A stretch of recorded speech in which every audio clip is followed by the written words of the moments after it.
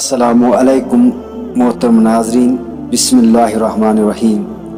आज की इस वीडियो में हम एक गुलाम की सखावत के बारे में बात करने वाले हैं। एक हबशी गुलाम बाग में आराम कर रहा था कि इसकी रोटी आ गई और इस वक्त हज़रत अब्दुल्लाह बिन जफ़र रहमतुल्लाहि अलैह इसके पास से गुजरे। उन्होंने देखा हबशी गुलाम के सामने एक कुत्ता बैठा है।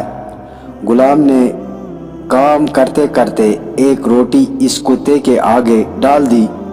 कुत्ते ने इस रोटी को खा लिया और फिर भी वहीं खड़ा रहा। उस गुलाम ने फिर दूसरी और फिर तीसरी रोटी भी डाल दी। उस गुलाम के लिए कल 3 ही रोटियां आई थी। उसने तीनों की 3 रोटियां इस कुत्ते को खिला दी। हज़रत अब्दुल्लाह बिन जफ़र रहमतुल्लाहि अलैह खड़े गौर से ये सारा माजरा देख रहे थे। जब तीनों रोटियां ख़त्म हो गई तो आप रहमतुल्लाहि अलैह ने इस गुलाम से पूछा, तुम्हारी कितनी रोटियां रवाना आई करती यहाँ? उस गुलाम ने बताया कि 3 आया करती है।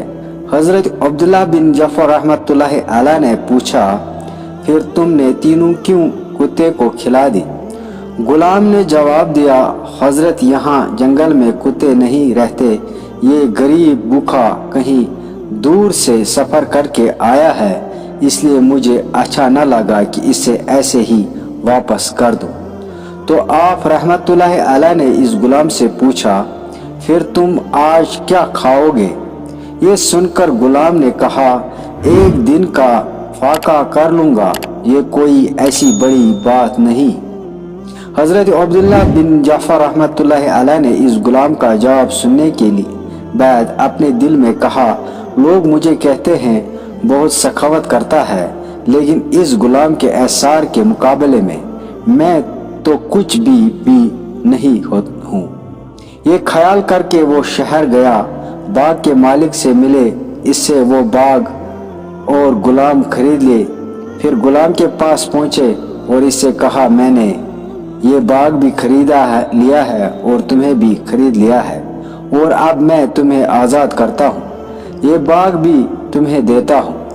आप रहमतुल्लाहि अलैह की ये बात सुनकर गुलाम ने कहा, चूँकि अब आपके दिल में मेरे इज्जत व अकीदत समा गई है और ये मेरे हक में जहर है, इसलिए अब मैं आपसे रुखसत होता हूँ। ये कहा और गुलाम वहाँ से चल दिया।